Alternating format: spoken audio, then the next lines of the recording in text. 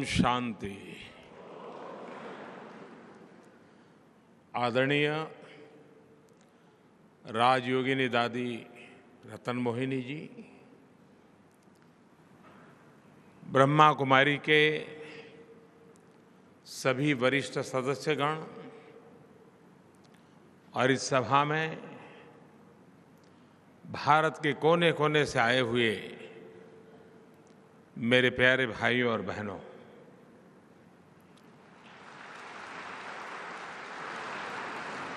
ये मेरा सौभाग्य रहा है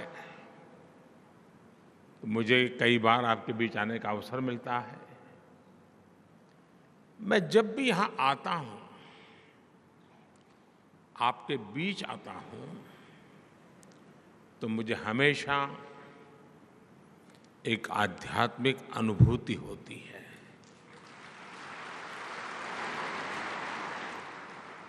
और ये पिछले कुछ महीनों में दूसरी बार है जब मुझे ब्रह्मा कुमारीज के कार्यक्रम से जुड़ने का अवसर मिला है। इसके पहले अभी फरवरी में ही आपने मुझे जल जन अभियान को प्रारंभ करने के लिए आमंत्रित किया था। मैंने तब विस्तार से इस बात को याद किया था कि ब्रह्मा कुमारी संस्था से कैसे मेरी आत्मीयता में एक निरंतरता रही है। इसके पीछे परमपिता परमात्मा का आशीर्वाद भी है और राजयोगिनी दादी जी से मिला स्नेह भी है। आज यहाँ super speciality charitable global hospital का शिलान्यास हुआ है। आज शिवमणि होम्स और नर्सिंग कॉलेज के विस्तार का भी काम शुरू हुआ है। मैं इन सभी कार्यों के लिए ब्रह्मा कुमारी संस्था और उसके सभी सदस्यों का हृदय से अभिनंदन करता हूं। साथियों, आजादी के इस अमृत काल में भारत की सभी सामाजिक और धार्मिक संस्थाओं की बहुत बड़ी भूमिका है। आजादी का यह अमृत काल देश के हर नागरिक के लिए कर्तव्य काल है। इस कर्तव्य काल का मतलब है हम जिस भूमिका में हैं उसका 100% निर्वहन और उसके साथ साथ समाज के हित में, देश के हित में अपने विचारों और जिम्मेदारियों का विस्तार, यानी हम जो कर रहे हैं उसे पूरी निष्ठा के साथ करते करते ये भी सोचना है कि हम अपने देश के लिए और क्या ज्यादा कर सकते हैं।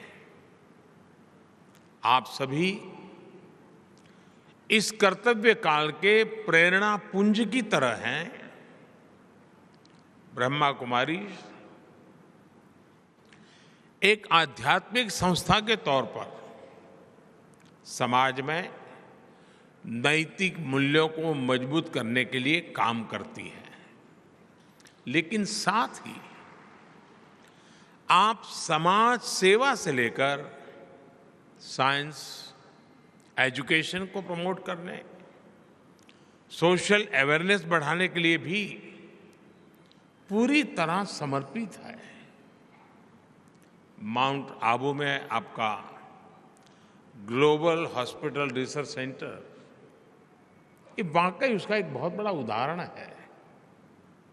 और मुझे बताया गया कि इंस्टीट्यूट के जरिए यहाँ आसपास के गांवों में हेल्थ कैंप किए जाते हैं, रक्तदान शिविर लगाए जाते हैं।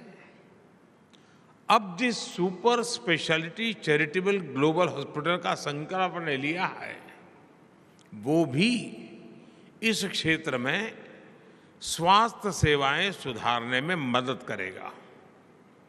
आप सभी इस मानवीय प्रयास के लिए अभिनंदन के पात्र हैं।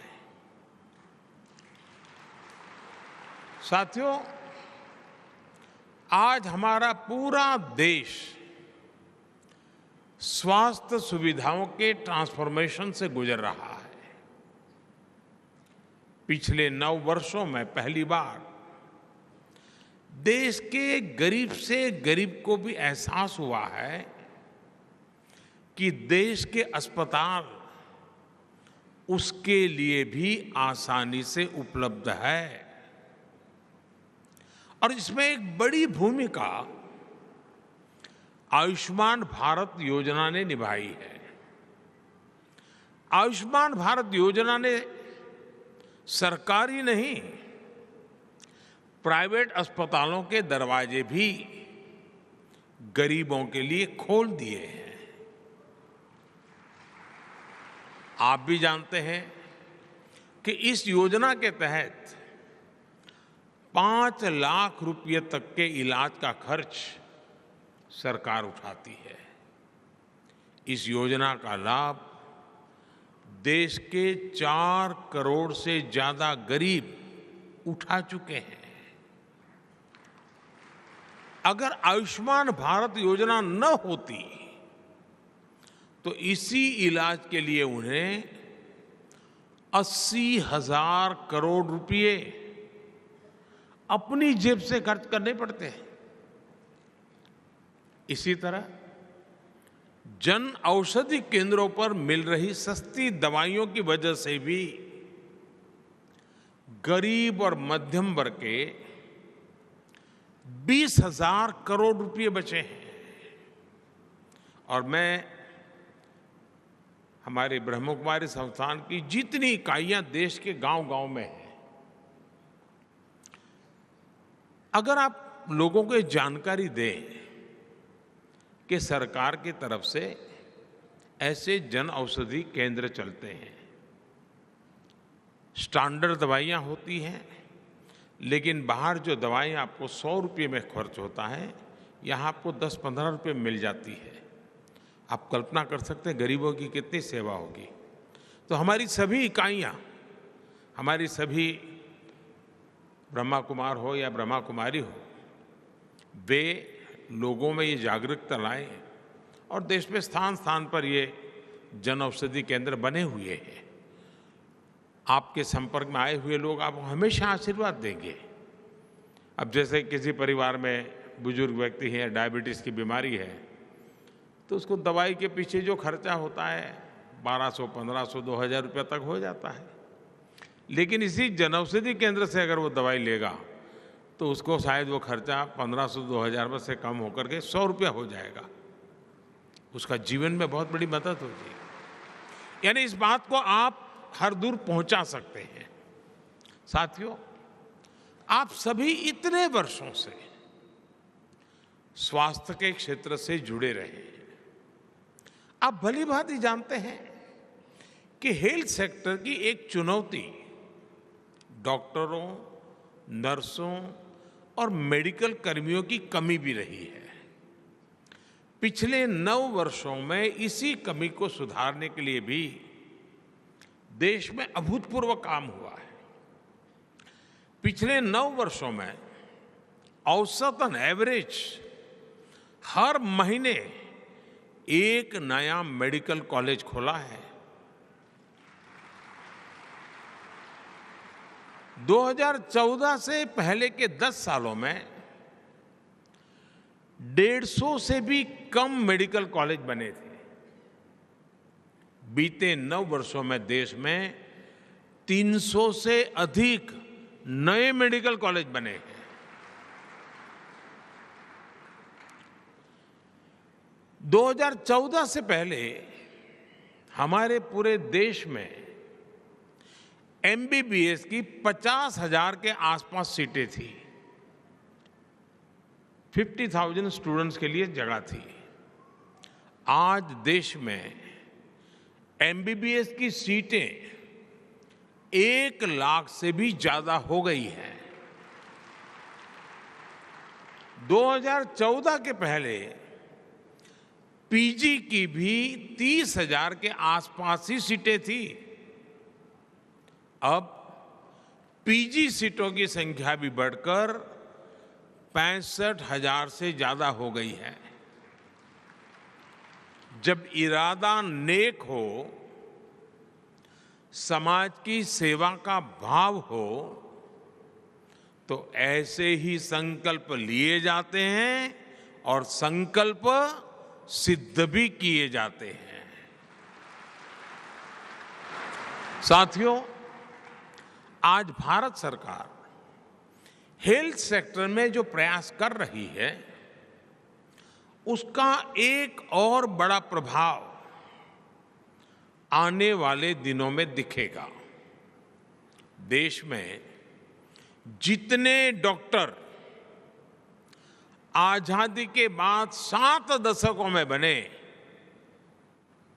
उतने ही डॉक्टर अगले 1 दशक में बन जाएंगे। और हमारा फोकस सिर्फ मेडिकल कॉलेज या डॉक्टर तक सीमित नहीं है। आज ही यहां नर्सिंग कॉलेज के विस्तार का काम शुरू हुआ है। भारत सरकार भी नर्सिंग के क्षेत्र में भी युवाओं को नए अवसर दे रही है। हाल में ही सरकार ने देश में 150 से अधिक नए नर्सिंग कॉलेज को स्वीकृति दी है।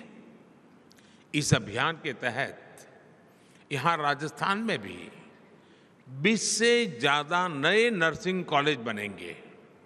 इसका लाभ निश्चित तौर पर आपके super speciality charitable global hospital को भी होने वाला है। साथियों, भारत में हजारों वर्षों से समाज में शिक्षा से लेकर गरीब और असहायों की सेवा तक की जिम्मेदारी हमारी आध्यात्मिक और धार्मिक संस्थाओं ने संभाली है। मैं तो गुजरात भूकंप के समय से और उसके भी पहले से आपकी निष्ठा और हमारी बहनों की मेहनत का कार्य स्वयं साक्षी रहा हूं। आप लोग जिस प्रकार से काम करते हैं, उसे बहुत निकट से देखा है। मुझे याद है कच्छ के भूकंप की उस संकट की उस घड़ी में आपने जिस सेवा भाव से काम किया, वो आज भी प्रेरणा देने वाला है। ऐसे ही नशा मुक्ति के लिए आपके अभियान हो, पर्यावरण संरक्षण की दिशा में ब्रह्मा कुमारी के प्रयास हो, जल जन अभियान जैसे मिशन हो, एक संस्था कैसे हर क्षेत्र में एक जन आंदोलन तैयार कर सकती है, ब्रह्मा कुमारी ने ये करके दिखाया है।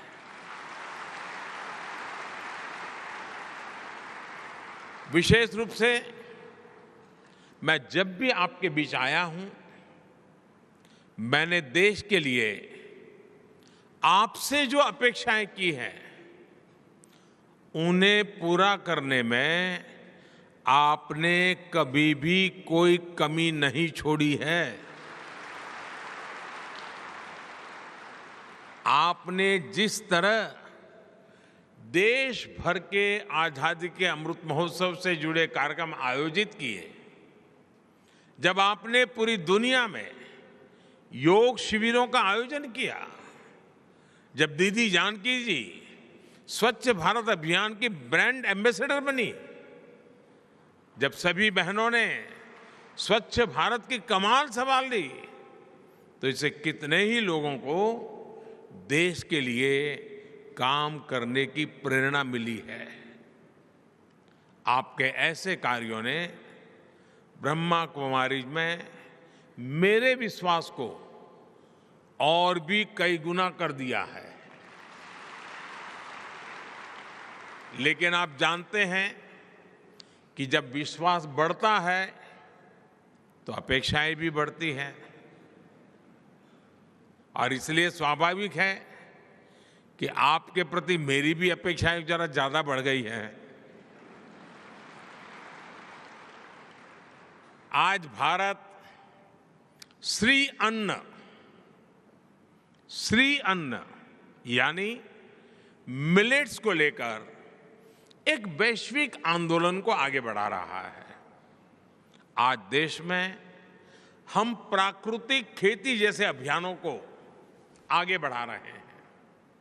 हमें हमारी नदियों को स्वच्छ बनाना है, हमें भूजल का संरक्षण करना है। ये सारे विषय ऐसे हैं जो कहीं न कहीं हमारी हजारों वर्ष पुरानी संस्कृति और परंपराओं से जुड़ते हैं। इसलिए इन प्रयासों में आपका जितना ज्यादा सहयोग मिलेगा, उतनी ही देश की सेवा और अधिक व्यापक होगी। मुझे आशा है राष्ट्र निर्माण से जुड़े नए विषयों को ब्रह्मा कुमारीज इनोवेटिव तरीके से आगे बढ़ाएगी। एक विकसित भारत के निर्माण के जरिए हम विश्व के लिए सर्वे भवन्तु सुखिनः के मंत्र को साक्षात करेंगे। और आप जानते हैं, अभी यहाँ G20 समिट की बात हुई। हम G20 समिट में भी दुनिया के सामने, दुनिया जब विमेन डेवलपमेंट की बात करती है, हम G20 में दुनिया के सामने विमेन लेड डेवलपमेंट की तरफ ले जा रहे हैं। महिलाओं की अगुवाई में विकास, उस दिशा में हम काम कर रहे हैं। मुझे पूरा विश्वास है कि आप सबके एक बहुत ही उम्दा संगठन, व्यापक रूप से फैला हुआ संगठन देश की इन प्राथमिकताओं के साथ जुड़ करके नई शक्ति और सामर्थ्य के साथ अपना विस्तार भी करेंगे और राष्ट्र का विकास भी करेंगे। इसी कामना के साथ आप सभी को मैं बहुत बहुत धन्यवाद देता हूं, और मुझे आपने यहाँ बुलाया, निमंत्रण दिया। मैं हमेशा कोशिश करता हूं जितना समय निकाल सकूं आपके बीच आऊं, क्योंकि यहाँ मैं आता हूं तो कुछ लेकर के जाता हूं।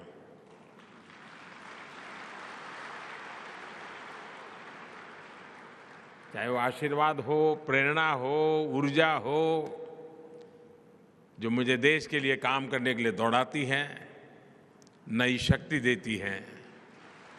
तो मुझे यहाँ आने का अवसर दिया, इसलिए मैं आपका आभारी व्यक्त करता हूँ। ओम शांति।